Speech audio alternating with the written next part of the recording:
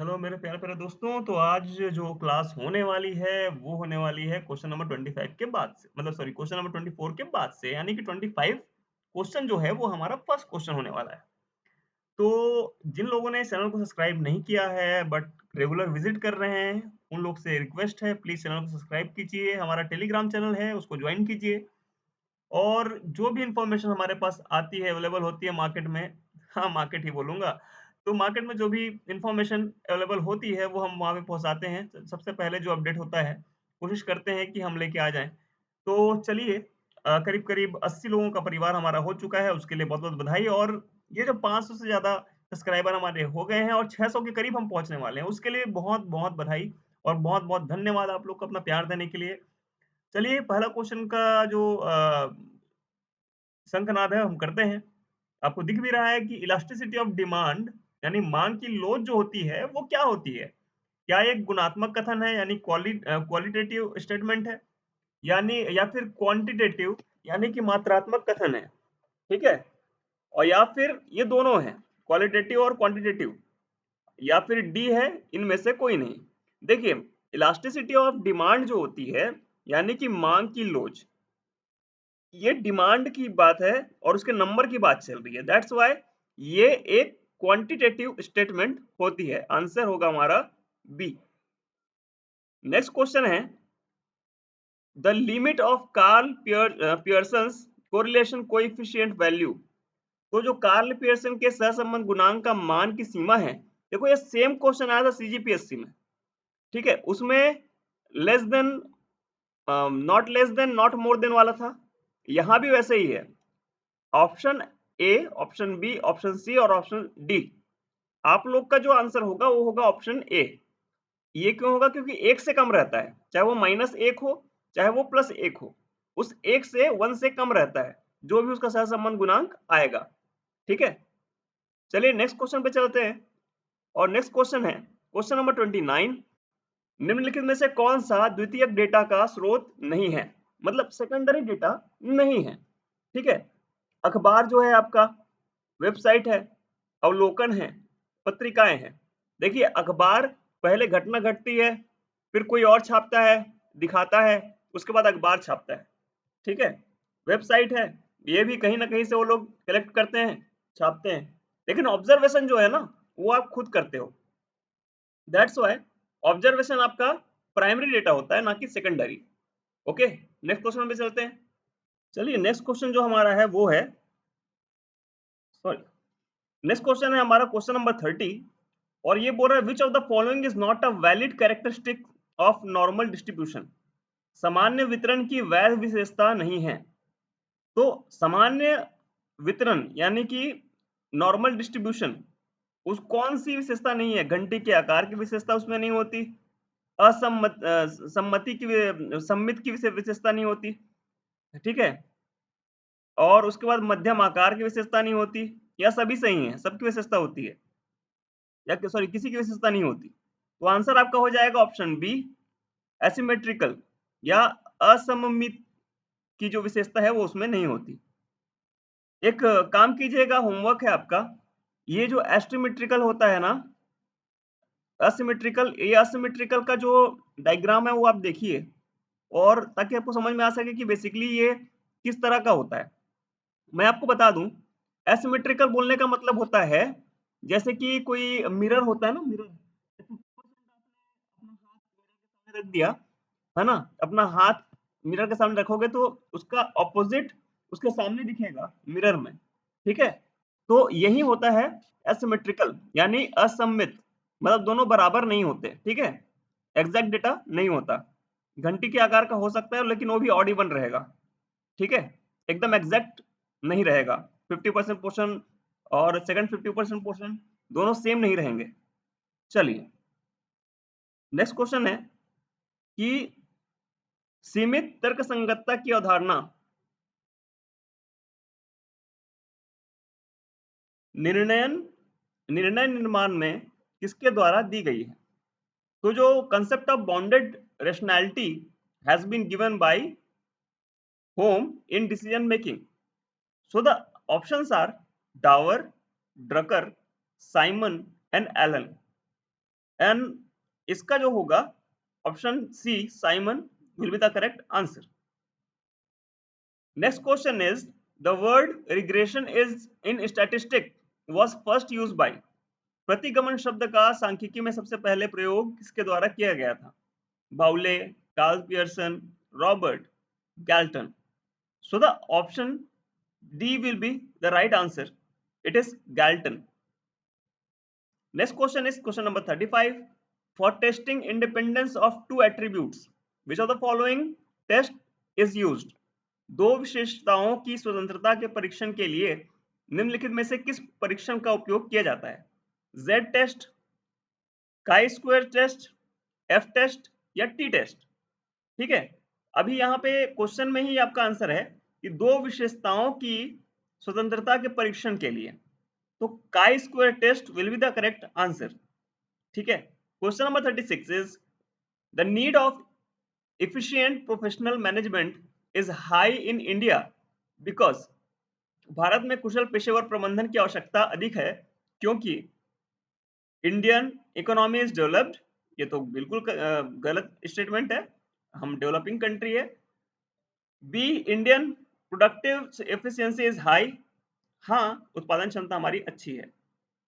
Goal of India is balanced economy, prosperity and social justice. Bharat का लक्ष्य संतुलित आर्थिक समृद्धि और सामाजिक न्याय है। और आखिरी हमारा है there is full employment in India, Bharat में पूर्ण रोजगार है। ये भी स्टेटमेंट 100% गलत है। ठीक है, थर्ड वाला स्टेटमेंट भी 50% गलत है।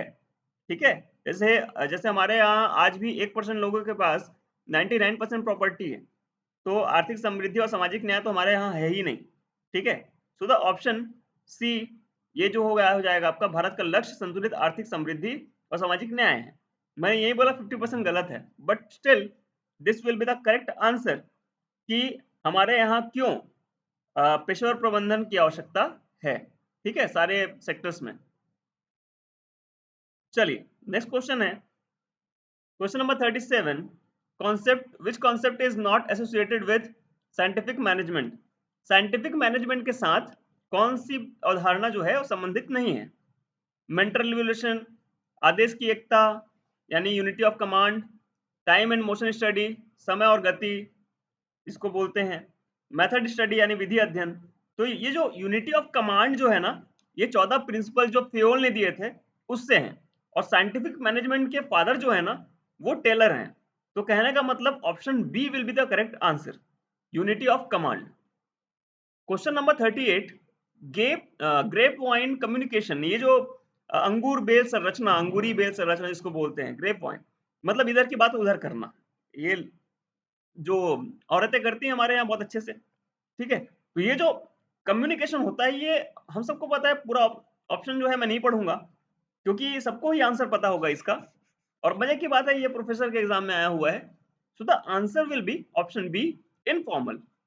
Okay, question number 39। Which one of the following is not a technique of classroom training. निम्नलिखित में से कौन सी कक्ष परीक्षण की तकनीक नहीं है?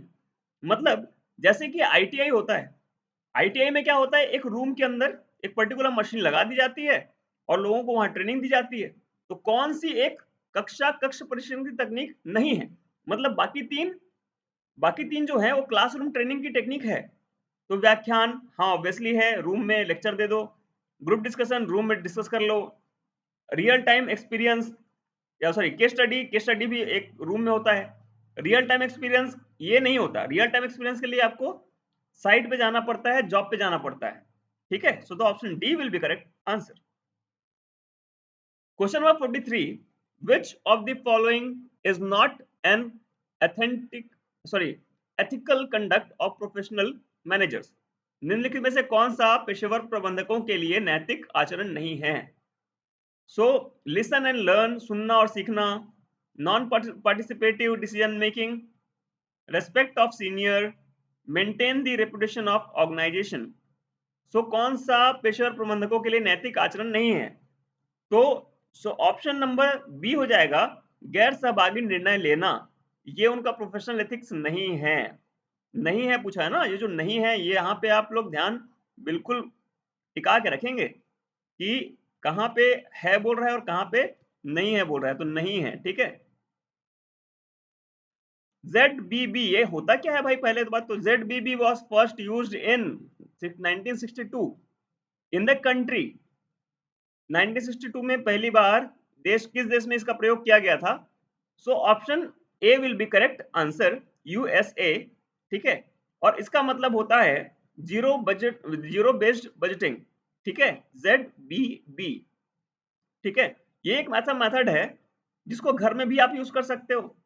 इसमें ये बोला जाता है कि कुछ भी नया करो, कुछ भी नया करो, तो हर खर्चे को एनालिसिस करो। ऐसा नहीं कि यार मैं तो दिन भर में 4 कप ही चाय पीता हूँ, तो 4 ही कप पीऊँगा। हो सकता है कि आपका काम ऐसा हो, काम की परिस्थितियाँ बदल जाएँ और आप 2 ही कप चाय पियो या फिर 6 कप चाय पी लो। तो अब हर खर्चे जो होते हैं, छोटे-छोटे खर्चे जो है ना, उसको शुरू से शून्य आधार से शुरू करना है आपको, ज़ीरो से शुरू करना है। ऐसा नहीं कि पुराने डेटा उठा लिए और अपने बजट बना दिया। ठीक है, जीरो बेस्ड बजटिंग बोलने का मतलब होता है कि आप शून्य से शुरू करेंगे, जीरो से स्टार्ट करेंगे। क्वेश्चन नंबर 41 बोलता है फ्री रेन लीडरशिप मींस स्वतंत्र नेतृत्व का मतलब क्या है? ठीक है, तो केंद्रीकृत शक्ति होती है, सेंट्रलाइज्ड पावर होती है, श्रिंक्ड रिस्पॉन्सिबिलिटी यानी सिकुड़ी हुई जिम्मेदारी, कम जिम्मेदारी, सी है कंप्लीट डेलीगेशन ऑफ अथॉरिटी, प्राधिकार का पूर्ण प्रत्यायोजन, आखिरी है लेस कॉम्पिटेंट सबऑर्डिनेट्स यानी कम सक्षम अधीनस्थ। So the option C will be correct answer कि पूर्ण प्रत्यायोजन यानी जो अधिकार होते हैं, राइट्स होते हैं, वो कंप्लीटली दे दिए जाते हैं कि भाई तू जो करना है वो कर, तेरे को जो करना है वो कर, ठीक है, तेरे ऊपर कोई जिम्मेदारी है ना, तेरे को कुछ भी अगर होगा तो उसकी जिम्मेदारी तेरे ऊपर नहीं आएगी, ठीक है, जो सीनियर रहेगा उसका उसके ऊपर आएगी। वो फ्री माइंड से काम करता है, that is free rein leadership.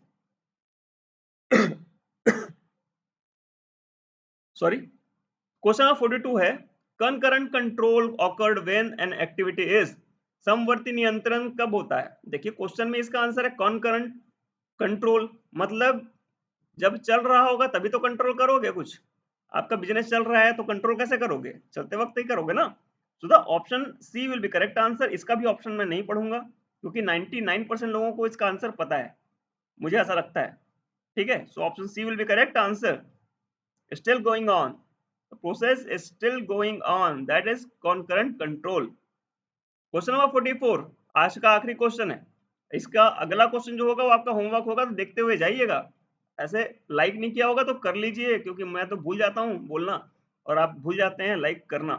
चलिए, which of the following is not a example of derivative? Derivative का उदाहरण कौन सा नहीं है? Options, futures, demat, swaps. देखो भाई, ऑप्शन है फ्यूचर करते हैं आप, स्वैप भी करते हैं आप, लेकिन डीमैट क्या है? ये डीमैट आप अकाउंट खोलते हैं ये सब करने के लिए। तो डीमैट क्या है? एक अकाउंट है। क्या है ये?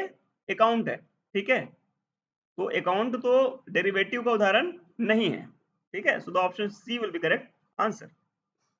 Question number 45 balance of trade receivable is not affected by the following, व्यापार प्राप्ति का संतुलन निम्नलिखित में से प्रभावित नहीं होता।